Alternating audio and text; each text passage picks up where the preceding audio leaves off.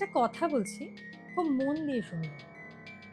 ২০২৬ সালে এমন একটা গ্রহ তার আ পজিশনকে কিছুটা চেঞ্জ করতে চলেছে, যেটা আপনার পুরো সময়টাকে অনেক ক্ষেত্রে চেঞ্জ করতে পারে। হ্যাঁ, আমি কথা বলছি জুপিটারের, মানে বৃহস্পতি, গুরু গ্রহের।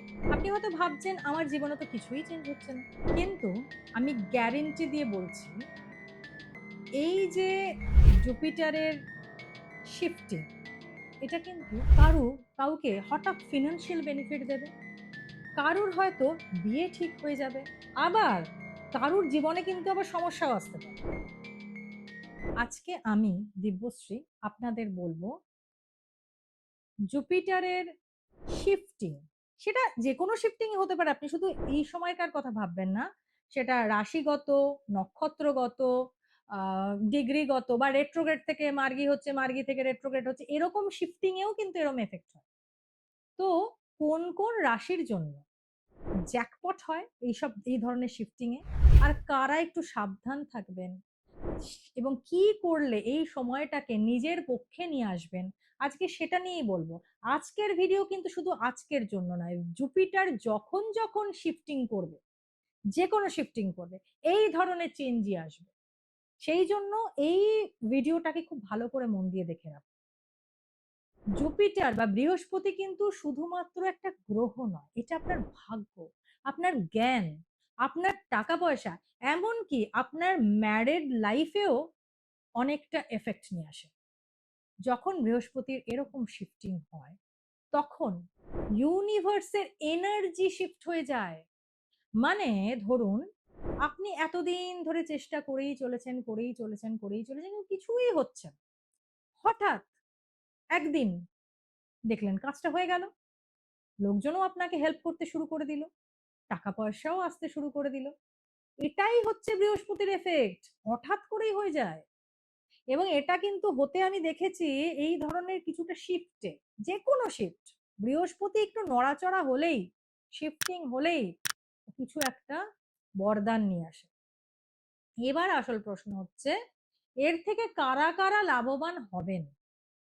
প্রথমত আমি বলবো মেষ রাশি বা এরিসে এর প্রভাব পজিটিভ, কারণ আপনাদের জন্য হিউজ অপরচুনিটি আসতে চলেছে, আপনাদের কেরিয়ারে গ্রোথ আসতে চলেছে, নতুন বিজনেসের অফার পাবেন, কনফিডেন্স বুস্ট হবে। এরপর বলবো মিথুন রাশির কথা, মিথুন বা জেমিনি, আপনাদের ক্ষেত্রে কিন্তু কমিউনিকেশন স্কিল থেকে কিন্তু ইনকাম আসবে, সেই জন্য যারা এই পথে রয়েছেন তারা খুব ভালো করে কাজ করুন।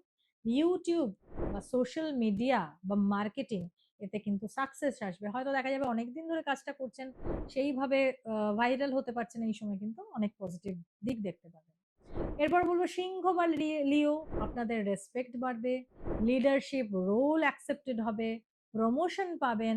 ধনু রাশির ক্ষেত্রেও পজিটিভ হবে, এটা কিন্তু আপনাদের কিন্তু রুলিং প্ল্যানেট, সেই জন্য এই ইয়ারটা আপনাদের লাইফ চেঞ্জিং ইয়ার হতে পারে।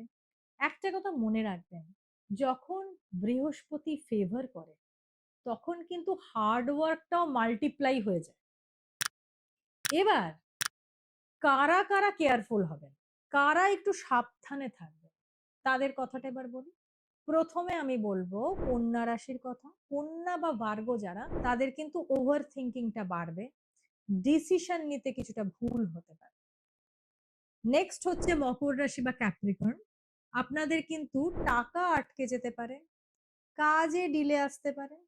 কুম্ভ বা অ্যাকুয়ারিয়াস এর ক্ষেত্রে আমি বলবো আনএক্সপেক্টেড প্রবলেম আসতে পারে, যে সবকিছু স্মুথ চলছে, হঠাৎ এমন একটা প্রবলেম চলে এলো, আপনি ভাববেন একটু কোথা থেকে এলো, আনএক্সপেক্টেড।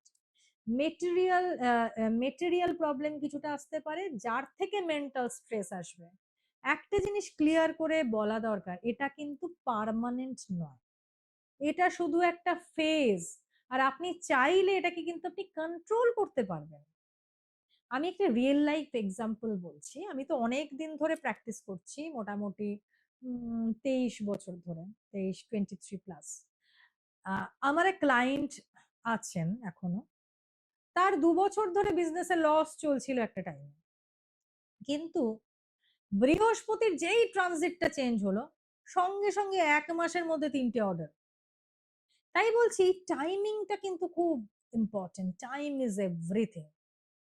এবার আসবো রেমেডিয়াল মেথড।